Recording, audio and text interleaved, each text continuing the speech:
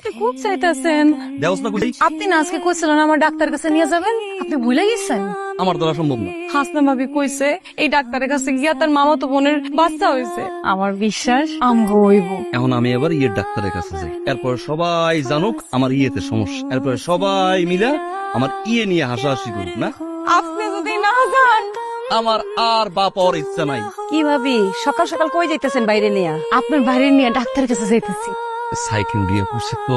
মিশা কথা কইলে কিন্তু আল্লাহ নারাজ হইব, কবুল করব না।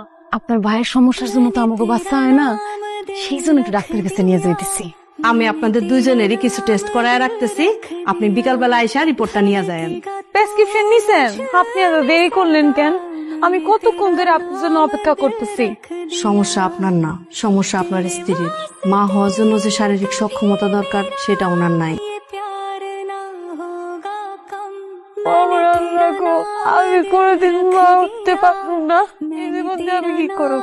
ওই উপরে যিনি আছেন তিনি যা করেন বান্দার মঙ্গলের জন্যই করে।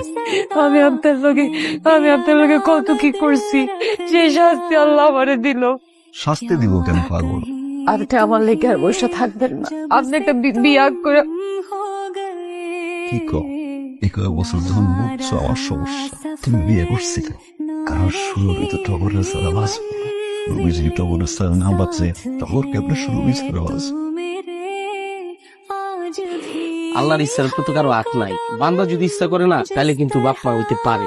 বুঝি নাই, কি কইলেন? ঢাকা শহরে যে হাসপাতাল, এতিমখানায় এত হাজার হাজার এতিম বাচ্চা যে জমা হয়, কই যায়? আপনি আমাদের অন্ধকার তালিকিত করার লেগে কি যায়? আমার কাছে একজন পরিচিত লোক আছে, বাচ্চা ম্যানেজ করে দেয় আর কি। ওইটা টাকার বিনিময়ে যদি মা ডাক শুনেন, খারাপ কি? কান্নাকার বাচ্চা পবিত্র আমরা নাই। আপনি না করেন না, আল্লাহ তো আমার মা ডাক শুনতে বঞ্চিত করছে। এই উসিলায় যদি আমি মা ডাকটা একটু শুনতে পারি, আল্লাহর দোয়াই লাগে মাইনা যান আপনি।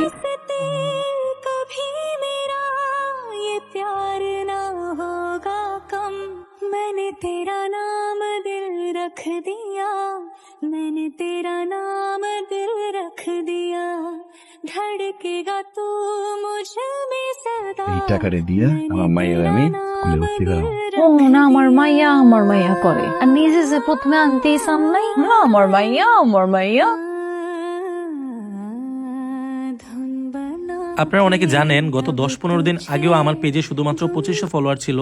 সো আমি কিভাবে শুধুমাত্র নাটক আপলোড দিয়ে এই 10-15 দিনে প্রায় 60,000 ফলোয়ার করে ফেললাম, এই বিষয়টাই আমি আপনাদের শেখাবো। আপনি নাটক আপলোড দিয়েও কিভাবে ইনকাম করতে পারবেন এবং খুব কম সময়ে আপনার পেজে ফলোয়ার নিতে পারবেন। আমি আপনাদের ভিডিও কলে আলাদাভাবে শেখাবো আপনি কিভাবে নাটকের ভিডিও এডিট করবেন, আপনি কিভাবে নাটকের কালারটা এডিট করবেন যেন সবার কাছে অনেক আকর্ষণীয় হয় দেখতে, আপনি কিভাবে আপনার ভিডিওতে লোগো অ্যাড করবেন, অথবা আপনি কিভাবে আপনার ভিডিওর মিউজিক এডিট করবেন যেন আপনার ভিডিওতে কপিরাইট না আসে। এই সকল কিছু জানতে আমাকে ইনবক্স করুন। অবশ্যই এটা পেড সার্ভিস। আমি যখন আপনাদেরকে সময় দেব, আপনাদেরও উচিত আমার সেই সময়ের মূল্য দেয়া। ধন্যবাদ।